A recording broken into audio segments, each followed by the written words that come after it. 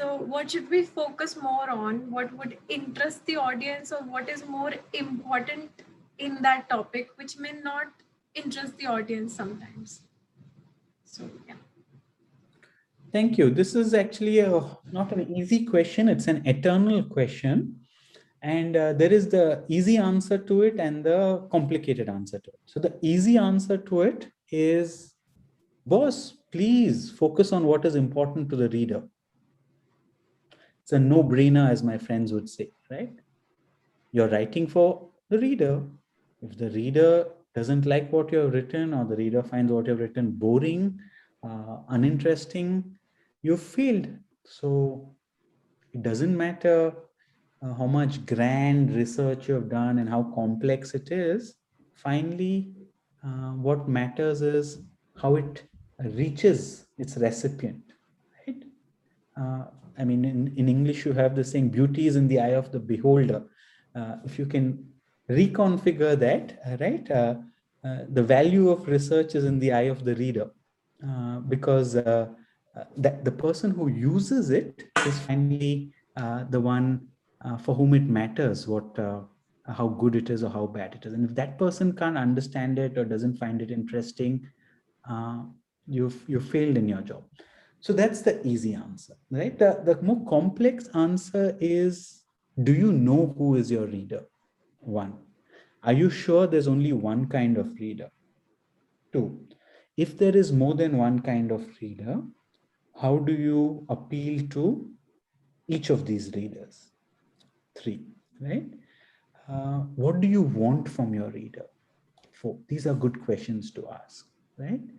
And even more complex is, and this is where it gets really interesting, are you really writing for the reader, or are you writing for yourself? Right? Are you writing to actually get some afflicted soul energy out onto paper? Right? There is one story about the Constitution that has been driving you crazy. It's not letting you sleep.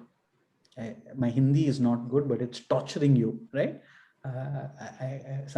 The way to describe it in your own mother tongue, it's just causing you so much frustration. There is some story inside you, and therefore you research and you write to get that out of you, right? And then whether the reader can read it or not, you don't care. Let the world do what it wants to, but you are at peace, right? It's almost like you gave birth to that paper, right? Think of yourself as a mother. And for many of the men in the room, this will be like, oops, I can't think of myself as the mother, right? But I encourage you to think of what might it mean to give birth to a new text, right? So the mother is not thinking of what will the world say about my baby, or what if the baby is uninteresting to the world, right? The mother is just giving birth because she has to, right? She has to get her child out of her body, right? And for some, the process of writing, it could, if one thinks of the process of writing as part of a continuum of being an artist or even being a craftsperson, it's almost a sacred process between you and the subject, right? So you're just researching and writing without thinking too much about the uses of it. And so in this context, the reader does not matter. It's just you get it out there, right? But this is a very kind of dangerous position to take, right? So I would say attempt this position very, very fleetingly in the early stages of your professional career or in the early stages of your law school career, right? Because the risk is your teacher or your readers will say, too arrogant, absolutely not meaning, there's no meaning here, right? So make sure that initially you can perform the function of being clear and accessible to your reader, because that is a core competence for any good lawyer, legal researcher, or even a professional. You should be understandable in your writing, right? Once you have mastered that art, in your professional context, you can give expression to that artistic, almost sacred side of, I don't care about my reader. I need to do this for myself, right? But outside of your professional context, outside of your project context, on your own passion project, nothing stops you. You can be as free as you want to. And after you create your product, you can get feedback from the reader, right? Someone can tell you whether they can understand it or not. So what did I say effectively? I said lots of things, but I said the easy, essential first step is to make sure that you can actually get the message across to the intended audience. And that means you should be clear on who the intended audience is, and you must write in a way that allows them to appreciate what you're saying. And most people fail at this first step itself. For the longest time, I failed at this. I have this arrogance. There's no other word for it. It does not matter. I'm not going to make it any more simple. This is my hard work, so I'm going to put it, which is a wrong attitude, right?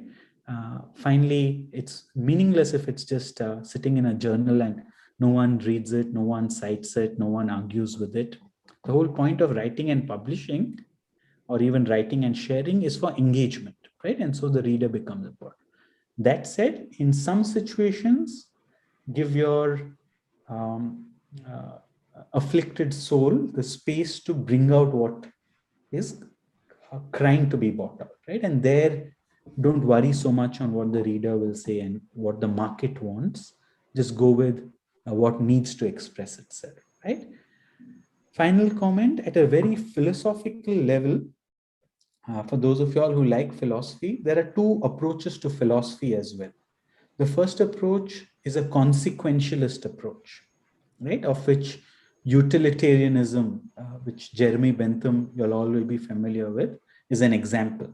So the consequentialist approach says the results, the consequences are the most important thing.